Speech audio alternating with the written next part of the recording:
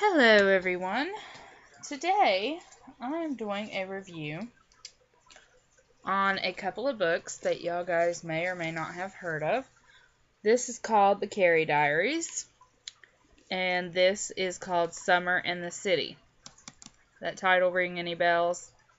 Probably because it's reminiscent of Sex in the City. Okay, for those of you who don't know, Sex in the City, the HBO series that everybody loves, and now there are 2 movies, was actually based off of books. Yeah. Okay. When I read these books, this is before Carrie becomes a famous writer or whatever. This one, she's in high school, and I was shocked, by the way, because we all know that Carrie drinks in the HBO series, but in this one, she gets high. She smokes pot. It's very strange. Very strange for me to be reading that. You also find out how Carrie met Samantha and why she ended up meeting Samantha. It is hilarious, by the way. This, to me, it kind of like makes you realize like why Carrie wanted to be a writer and how big of a dream it was for her. So I highly recommend this. I give it a 4 out of 5 stars, and I take off a star because the Carrie... See, I haven't read the last one yet, Sex in the City, because that's, I think, the last one. I don't know. I haven't really read a whole lot of these. I've only read 2.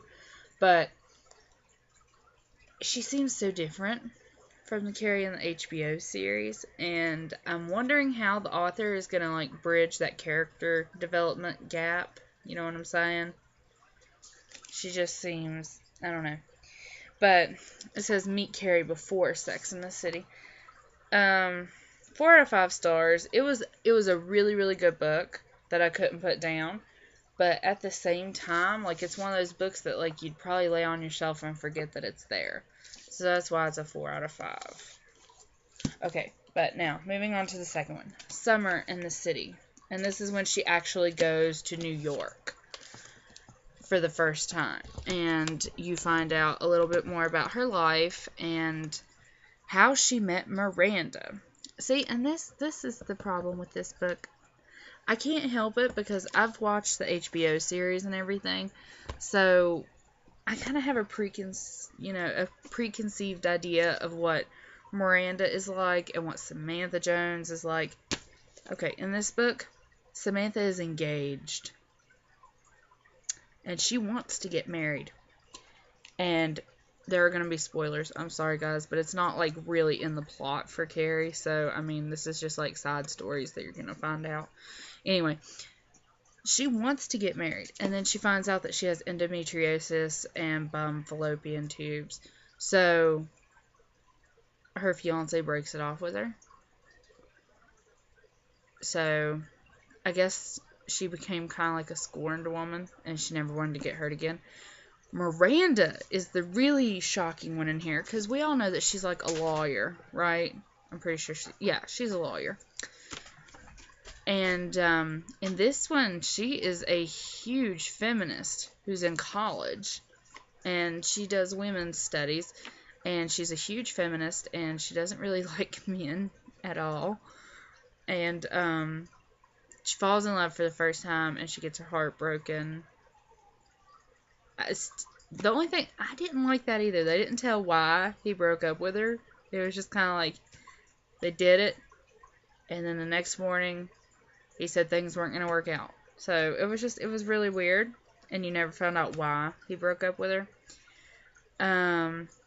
You also find out how she meets Charlotte, but that's at the end of the book. And I can't tell you why, but she's on a train, and she sees a girl going through Bride magazines. And she asks if she's getting married. And, of course, we all know that Charlotte still stays true to her character because she's still obsessed with marriage and being the goody-goody all-American girl. But, to me, Miranda is a huge feminist. I mean, that kind of fits. But Samantha Jones wanting to get married, really? No. Samantha is a sex addict. That's That's just the way it is. So I have to get the next book and read it, and I'll review it. I give these two, I give the first one 4 out of 5 stars because she's not in New York yet, and it's probably one of the books in the series that I would honestly not go back and read because it's just not my favorite one. This one I loved, and I give it a 5 out of 5. And also in this one there is a lot more like pot smoking than in this one. And I guess at the time that this was written, 18 was legal drinking age, I guess, or something. I don't know, because none of these girls are 21 and they are drinking a lot. So I'm going to have to look into that. But 5 out of 5 stars. It was really amazing. I really loved it. And you find out, like, how she gets the writing job that she ends up having, too, in this one. So you got to read that. And I'm going to look it up and see what the next one is and how many of these there are, because we know the HBO series was based off of them. So I'm like if the whole series was based off these books, like I'm thinking probably like 5 or 6 books, but it's probably like a trilogy or something. I don't know. I guess I'll have to find out. But like, comment, and subscribe. If you've read them, let me know. If you're shocked that the TV show Sex and the City was based off of books, let me know, because I never knew this. I never knew this. I just liked the covers, and I picked them up, and then I realized, oh my god, this is the HBO show. And then, sure enough, I read the author's little thingy, and yeah, you found out that it was the basis for Sex and the City. And what girl doesn't like Sex and the City? So, comment, like, subscribe, and let me know your thoughts on the show, on the book, anything you can think of.